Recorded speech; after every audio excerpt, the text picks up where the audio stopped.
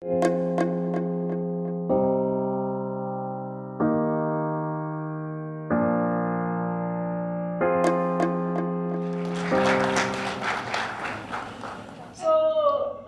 basically what I'm trying to say here is that we need to expand the feminist language, to include the indigenous languages. Because what happens is that the kind of feminist language that we have today is a feminist language that sometimes doesn't take into consideration what we know from our grandmothers, or makulu, or rahadi, or dabawo, or makati, the aunts, and sometimes malume. I might be very, I might be labeled things here when I talk about malume, the uncle, the maternal uncle. Obviously, this is viewed with Ngugi wa Thiong'o's assertion that language is the memory. It is the memory bank of the people's collective struggles over a period of time. What I intend on doing and arguing is that the current feminist struggles can learn something from the language of our grandmothers on how to negotiate power and sometimes use it. In many ways, I'm trying to answer Ifeoma Dume's call on African feminists to center Africa's matriarchal heritage in understanding women's relationship to power in the post-colony. I'm hoping that I will contribute to what Tisani says, an intellectual cleansing of her story. Despite long and historical evidence from both oral sources and written documents on how African women were treated as part of the occult with supernatural powers and sometimes treated as co-equals to men, we have neo-traditionalists that have concealed themselves and justified their patriarchy as African culture, who seem to distort this history and disregard women's contribution in African societies. Rich matriarchal contributions of many African women in the continent. I'll just mention a few. For example, stories of origin. They tend to tell us about powerful women, for example, Keju of Ghana, whom writers describe as with deformities and unattractive, but who contributed to the formation of the Kingdom of Mali in 1325. We know of Ukwinzinga of Angola, who practiced polyandry, and also one of the richest beneficiaries of the 17th century slave trade. She was a cross-dresser, and she insisted that her husbands dressed like women at times. She was not alone. For example, in the present-day Benin, Dahomey, it's also known of the women who were serving as soldiers, state-sponsored prostitutes, army regents, and ministers and state record keepers. In Southern Africa, obviously, we know of Mkabayi Kajama, who headed military harems Zigodlo and became the regent when Yusuf Zangakona died in 1781. Obviously, this rich and powerful history of African women, Ucheka Antadeo, in his book, he says it is one of the main distinctions between the West and the continent, this African matriarchal heritage. My problem is that is the invisible and unacknowledged histories of these African women that has reduced them into ugly face of poverty and underdevelopment today.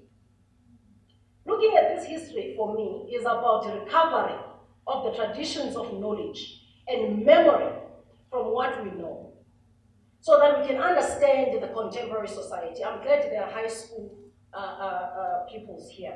But when we talk about history, we also need to look at how the African woman was presented in terms of images from the missionaries.